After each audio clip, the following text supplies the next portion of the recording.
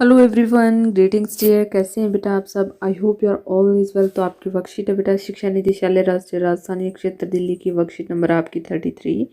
ये आपकी 7th class की सामाजिक विज्ञान से इतिहास की वर्कशीट है बेटा। विद्यार्थी को अपना नाम, अपने कक्षा अध्यापक का नाम लिखना है और जो है वर्कशीट रहेगी हमारी ये 12 फरवरी 2021 की। तो चलिए बेटा करते हैं शुरू। वर्कशीट शुरू करने से पहले बेटा अगर आपने नीचे जो है एक रेड बटन सब्सक्राइब का बटन दिया हुआ है, अगर आपने उसको सब्सक्राइब नहीं किया है तो प्लीज़ एक बार जाकर जो है इसको सब्सक्राइब करें ताकि आपको आने वाली नोटिफिकेशन वर्कशीट टाइम से मिलती रहे। तो चलिए पढ़ते हैं। हमारे आसपास के लोग अलग अलग तरीक़ों से ईश्वर की भक्ति करते हैं। कोई भजन कीर्तन गाता है, कोई कव्वाली, तो कोई चुपचाप ईश्वर के नाम का जाप करता है। विभिन्न दार्शनिकों ने भक्ति के बारे में अलग अलग विचार दिए हैं। आइए कुछ दार्शनिकों के विचारों को जानते हैं। तो आज हम दो दार्शनिकों के विचारों को जानेंगे बेटा। एक तो है बेटा शंकर और दूसरा है रामानुज। तो सबसे पहले हम पढ़ेंगे शंकर के बारे में। शंकर का जन्म 8वीं शताब्दी में केरल प्रदेश में हुआ था। वो क्या थे? वो अद्वैतवाद के समर्थक थे। देखिए ये क्या है बेटा, अद्वैतवाद के समर्थक थे। अद्वैतवाद के अनुसार क्या होता है, जीवात्मा और परमात्मा जो परम सत्य हैं दोनों एक ही हैं। यानी कि अद्वैतवादियों ने माना है कि जो है जीवात्मा और परमात्मा दोनों एक ही हैं, यह एक परम सत्य है। उन्होंने यह शिक्षा दी है कि ब्रह्मा जो एकमात्र या परम सत्य है वह निर्गुण और निराकार है। और शंकर ने हमारे चारों ओर के संसार को मिथ्या या माया माना है। संसार का परित्याग करने अर्थात संन्यास लेने और ब्रह्मा की सही प्रकृति को समझने और मोक्ष प्राप्त करने के लिए ज्ञान के मार्ग को अपनाने का उपदेश दिया है।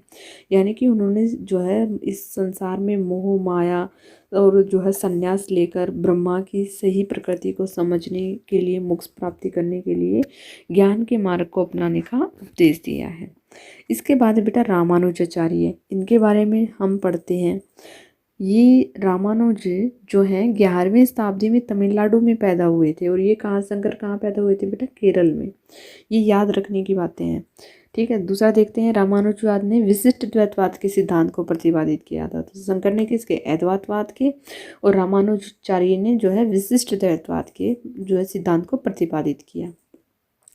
विशिष्ट अद्वैतवाद के अनुसार आत्मा और परमात्मा से जुड़ने के बाद भी अपनी अलग सत्ता बनाए रखती है। वे विष्णु भक्त अलवार संतों से बहुत अधिक प्रभावित है। किससे? विष्णु भक्त अलवार संतों से। उनके अनुसार मोक्ष प्राप्त करने का उपाय विष्णु के प्रति अनन्य भक्ति भाव रखना है। भगवान विष्णु की कृपा दृष्टि से भक्त उनके साथ एकाकार होने का परमानंद प्राप्त कर सकता है। आगे देखिए कि रामानुजाचार्य के सिद्धांत ने भक्ति की नई धारा को बहुत ही प्रेरित किया जो प्रवृत्ति काल में उत्तर भारत में विकसित हुई। आगे देखिए कि जो है बसवन्ना का वीरशैववाद। देखिए तमिल भक्ति आंदोलन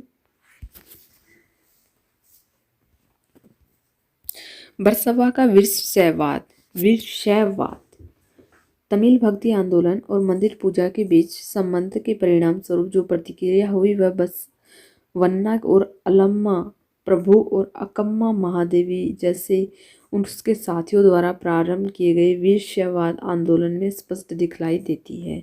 यह आंदोलन 12वीं शताब्दी के मध्य में कर्नाटक में आरंभ हुआ था। वीरशैव ने सभी व्यक्तियों की समानता के पक्ष में और जाति और नारी के प्रति व्यवहार के बारे में ब्राह्मणवादी विचारधारा के विरुद्ध अपने प्रबल तर्क प्रस्तुत किए हैं। क्या प्रस्तुत किए हैं बेटा? तर्क प्रस्तुत किए हैं।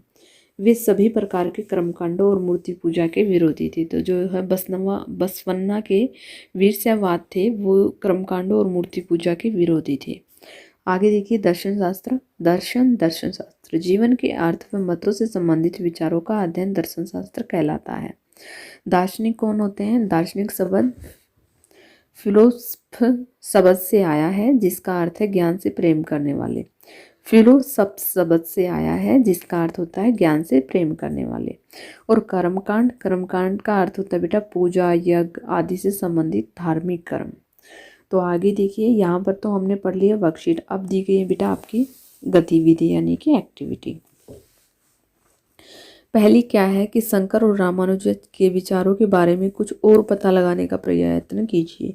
तो यहाँ पर देखिए बेटा, शंकर और रामानुज के विचारों के बारे में कुछ और पता लगाने का प्रयत्न करते हैं। हमने यहाँ पर जो है कुछ तो पढ़ लिया है और आगे देखते हैं। इसके आंसर में हम लिखेंगे,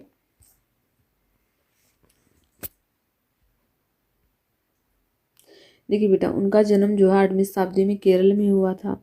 वे अद्वैतवाद के समर्थक थे। जीवात्मा और परमात्मा दोनों एक ही हैं। उन्होंने जो है ब्रह्मा और जो एकमात्र और परम सत्य है, निर्गुण और निराकार है, की शिक्षा दी है। उन्होंने हमारे चारों ओर के संसार, मिथ्या मोह माया संसार का परित्याग करने और संन्यास लेने और ब्रह्मा की सही प्रकृति को समझने, मोक्ष प्राप्त करने के ज्ञान के मार्ग को अपनाने का उपदेश दिया है। इसके अलावा हम रामानुज के बारे में लिखेंगे कि ये 11वीं शताब्दी में तमिलनाडु में पैदा हुए थे। विष्णु भक्त अलवार संतों से बहुत प्रभावित थे। इनके मुख्य विचार थे कि मोक्ष प्राप्ति करने का उपाय विष्णु के प्रति अनन्य भक्ति भाव रखना है। भगवान विष्णु की कृपा दृष्टि से भक्त उनके साथ एकाकार होने का परमानंद प्राप्त कर सकता है। रामानुज ने विशिष्टता द्वैतवाद के सिद्धांत को प्रतिपादित किया है, जिसके अनुसार आत्मा परमात्मा से जुड़ने के बाद भी अपनी अलग सत्ता बनाए रखती है। तो ये बेटा हमने शंकर और रामानुजाचार्य के विषय में जो है कुछ और जाना है, लिखा है। आगे देखिए जो है क्वेश्चन नंबर 2 क्या है, गतिविधि 2 क्या दी गई है बेटा, कि भक्ति के बारे में अपने विचारों को साझा करें। तो भक्ति के बारे में हम क्या लिखेंगे, गतिविधि 2 के उत्तर में हम लिखेंगे कि मनुष्य जीवन की सार्थकता केवल भक्ति में ही है। भक्ति आत्म शुद्धि का परम साधन है। प्रभु ने कृपया करके सभी योनियों में श्रेष्ठ मनुष्य जन्म हमें दिया है, इसलिए भक्ति करके हमें इस जीवन का सदुपयोग करना चाहिए। तो ये हो गया बेटा आपके गतिविधि नंबर 2 का उत्तर। तो आगे देखिए, अगर आप जो है इसमें कुछ और लाइनें ऐड करना चाहते हैं या कुछ और तरीके से लिखना चाहते हैं तो आप वो भी लिख सकते हैं।